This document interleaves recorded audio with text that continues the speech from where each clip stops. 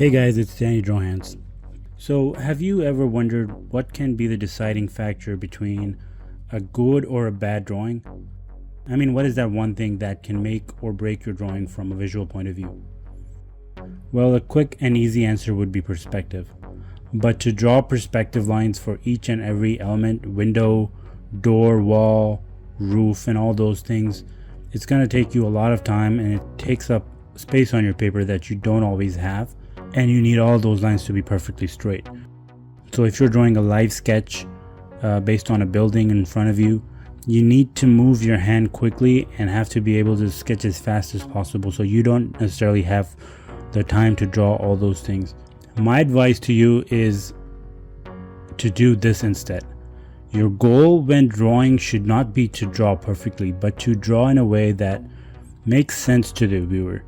Skill and your mastery of the craft always comes secondary. I want to prove this by drawing with lines that are totally rough and make no sense, and they're all kind of poorly drawn shapes and scribbles and meaningless lines. But when they all come together, you're going to see that they create a drawing that not only makes sense, but it communicates clearly and is a correct representation of the subject that you're looking at.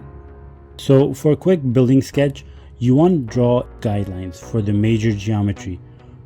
Sure, they mimic the perspective of the view, but they're different from your perspective lines. You don't have to draw vanishing points or hundreds of lines with a scale and a ruler, and instead they could just be these guidelines that help you navigate through the major geometry of the building. As long as you abide by these guidelines, your drawing will be just fine. It's the same principle as when you draw squares, to draw difficult drawings and break down bigger to larger subjects into smaller grids to help them draw and navigate through complicated drawings. But the difference here is that we're just using these lines as a means to provide a structure to your drawing, and it keeps your drawing from falling apart, kind of just like an actual building.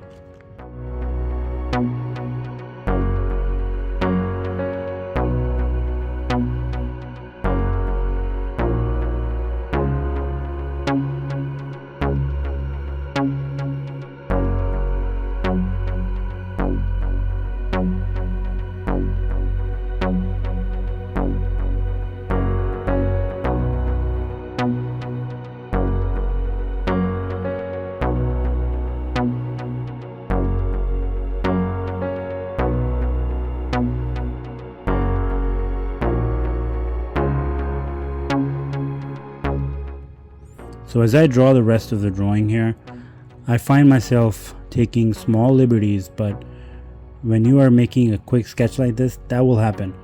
But because you have these guidelines, you will feel more comfortable in doing so.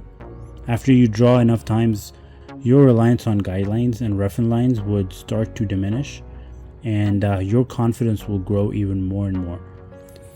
Think of someone like Kim Jung-gi, who does these incredibly difficult perspective drawings without the use of any reference or perspective lines or vanishing points. That's just confidence that comes through drawing over and over again, and I bet you he's got imaginary guidelines in his mind that he has mastered by drawing over thousands of hours. So in order to get to that point where you can do all those mental gymnastics in your head, you need to start in a way that sets you up on a path that fixes your fundamentals and helps you build your confidence. These are like nice little training wheels that you can use in your drawings while you practice to become a master. I know I'm not a master, so I always use some quick reference lines, either very light or sometimes even with a pencil, to guide my drawing and to save time and save me from finding out halfway through my sketch that I probably need to start over because some of the geometry does not make any sense, or the scale is all off, or the perspective is totally out of shape, and at that point your drawing could be at a place where you just have to start over.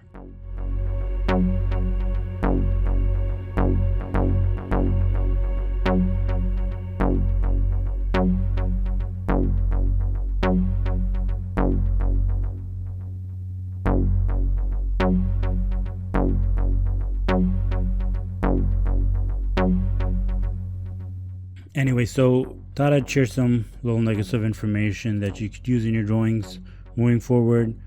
As always, don't forget to subscribe to the channel and catch me in the next one. Thanks for watching.